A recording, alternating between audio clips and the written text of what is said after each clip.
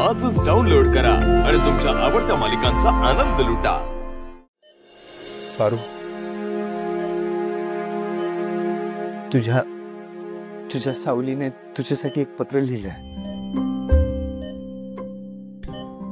मला माहितीये तुला ऐकू येतंय। पारू,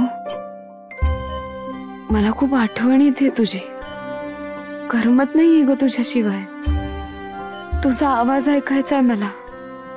लहान असताना जसं लपाछुपी खेळायचो ना, तेव्हा माझ्यावर डाव आल्यावर सगळे लपायचे। मी सगळ्यांना शोधायचे, पण एका क्षणाला कुणी सापडलं नाही की घाबरून जायचे मी।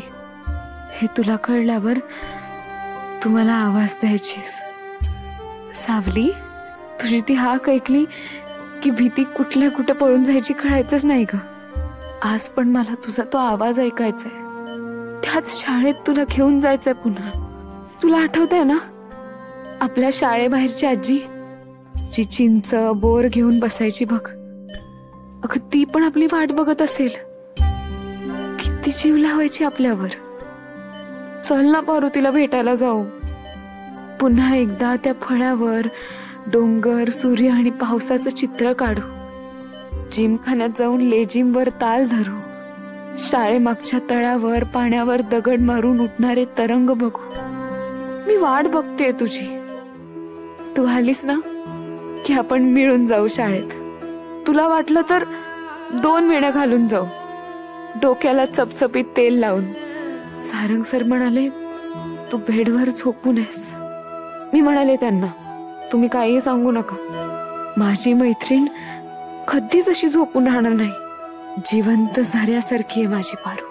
ती अशी साठून कधीच राहणार नाही एका जागी। माझी पारू म्हणजे वाहता वारा, माझी पारू म्हणजे बरसणाऱ्या गारा, पारू म्हणजे निखळ मैत्री, पारू म्हणजे विश्वास। हाच विश्वास तुझ्यावर आदित्य सरांनी पण दाखवलाय। त्यांचा पण विचार कर ना ग। तुला असं बघून त्यांना काय वाटत असेल बोल। त्यांना गरज आहे तुझी पारू। तू एकदा उठ आणि आदित्य सर म्हणून जोरात हाक मार। मग बघ त्यांचा चेहरा किती खुलेल ते। उठ ना ग पारू। बरं मी एक काम करते हा, तू लवकर बरी व्हावी म्हणून मी तुला एक गाणं ऐकून दाखवते। मला माहितीये तू नक्की बरी होशील।